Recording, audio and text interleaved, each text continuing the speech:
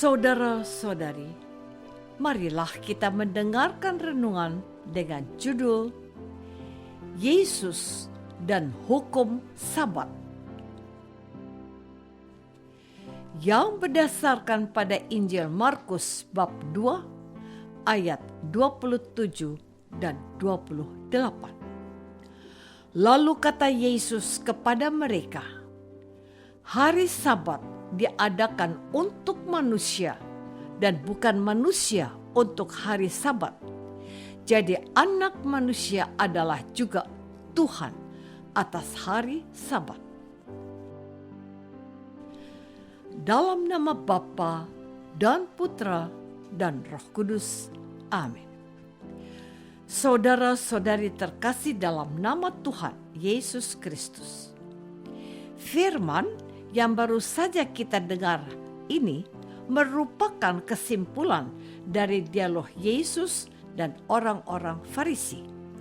Orang-orang Farisi keberatan karena murid-murid Yesus melakukan hal-hal yang dilarang untuk dilakukan pada hari Sabat.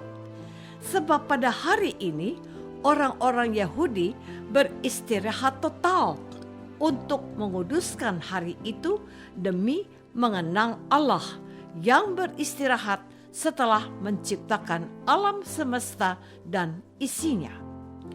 Mereka keberatan karena pada hari Sabat ketika melewati ladang gandum, mereka memetik bulir gandum. Mengapa mereka berbuat seperti itu?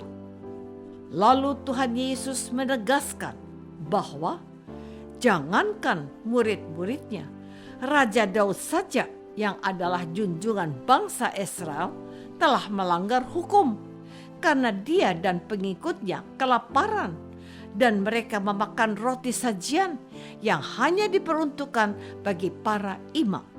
Mereka lapar, jadi mereka harus makan supaya mereka bisa bertahan hidup. Mengapa kalian diam saja?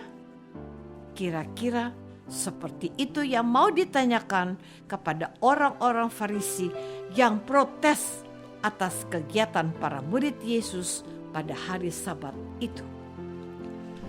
Saudara-saudari terkasih, kalau Tuhan Yesus akhirnya memastikan bahwa hari Sabat diadakan untuk manusia dan bukan manusia untuk hari Sabat, itu pernyataan dan sekaligus pendidikan serta koreksi serius atas cara mereka menghayati hukum Taurat tentang hari Sabat dan larangan-larangannya.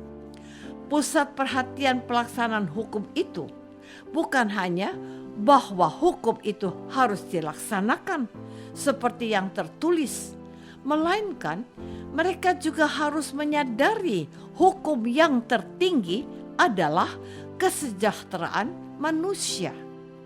Raja mereka, yaitu Raja Daud, peduli amat atas larangan orang awam dilarang memakan bahan persembahan yang dikhususkan untuk para imam. Ia mengambilnya serta memakannya dan diberikannya juga kepada para pengikutnya karena mereka lapar. Mereka tidak boleh mati. Mereka harus tetap hidup. Mereka yang melaksanakan hukum secara legalistik karena memang tertulis dan dimaksud seperti itu. Mereka harus berpikir ulang dalam menerapkannya. Apa artinya hukum itu kalau hidup manusia terancam? Apa gunanya hukum kalau hak-hak asasi manusia diabaikan? Sebagai pendidik Tuhan Yesus mengajarkan roh dari pelaksanaan hukum Sabat ini. Saudara-saudari terkasih, firman ini yaitu hari Sabat diadakan untuk manusia dan bukan manusia untuk hari Sabat. Jadi anak manusia adalah juga Tuhan atas hari Sabat. Menjadi kesempatan bagi Yesus untuk menyatakan siapa dirinya. Dia adalah anak manusia yang akan datang ke dalam dunia. Dia datang untuk menyempurnakan apa yang telah diwartakan dan diajarkan oleh para utusan Yahweh kepada Israel. Mereka itu para bapak bangsa dan para nabi. Bahkan dalam suatu kesempatan Tuhan Yesus berkata seperti ini, "Janganlah kamu menyangka bahwa aku datang untuk meniadakan hukum Taurat atau kitab para nabi. Aku datang bukan untuk meniadakannya, melainkan untuk menggenapinya." Matius bab 5 ayat 17. Dialah anak manusia yang telah hadir di tengah bangsa Israel untuk memberikan pendidikan yang lebih baik, lebih humanis, dan sesuai dengan kehendak Bapanya.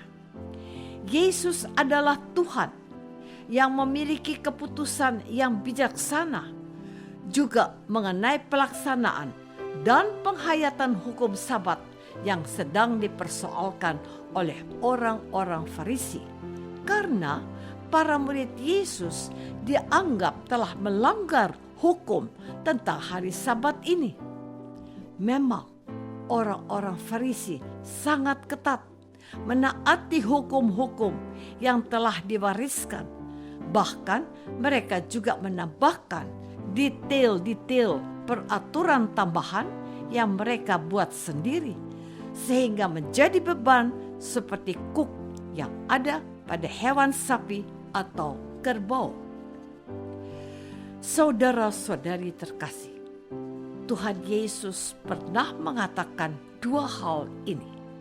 Pertama, ditujukan kepada orang-orang Farisi dan ahli-ahli Taurat.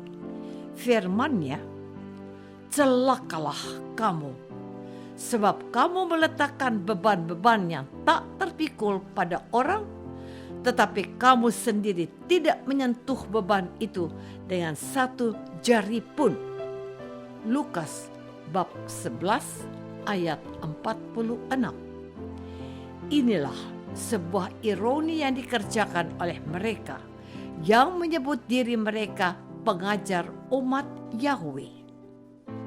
Kedua, Tuhan Yesus sebaliknya mengajak orang-orang yang mengalami beban tak terpikul itu untuk datang kepadanya. Firman-Nya, "Marilah kepadaku semua yang letih lesu dan berbeban berat, aku akan memberi kelegaan kepadamu. Pikulah kuk yang kupasang dan belajarlah padaku, karena aku lemah lembut dan rendah hati, dan jiwamu akan mendapat ketenangan. Sebab kuk yang kupasang itu enak, dan bebanku pun ringan." Matius bab 11 ayat 28-30. Ajakan Sang Juru Selamat ini membebaskan mereka dari beban-beban berat yang tak terpikul, melepaskan mereka dari peraturan-peraturan yang aneh-aneh dan sukar untuk dijalankan. Tuhan Yesus hari ini telah mengajar kita untuk mengutamakan nilai kehidupan di atas segala peraturan dan hukum. Kita juga harus berlaku adil kepada semua orang agar mereka dengan gembira menghayati iman kepercayaannya kepada Yesus, sebab Dialah jalan, kebenaran, dan hidup bagi kita. Apakah aku sudah mengutamakan nilai kehidupan daripada sekedar menaati hukum? Marilah kita berdoa. Bapa yang Maha Baik, hari ini Tuhan Yesus mengingatkan kami untuk menjunjung tinggi martabat manusia dan mengutamakan nilai kehidupan dalam menjalankan peraturan dan hukum. Bantulah kami taat kepada Dia, Kristus, dan Tuhan kami. Amin.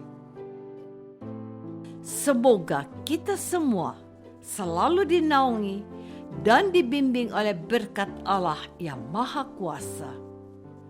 Dalam nama Bapa dan Putra dan Roh Kudus. Amin.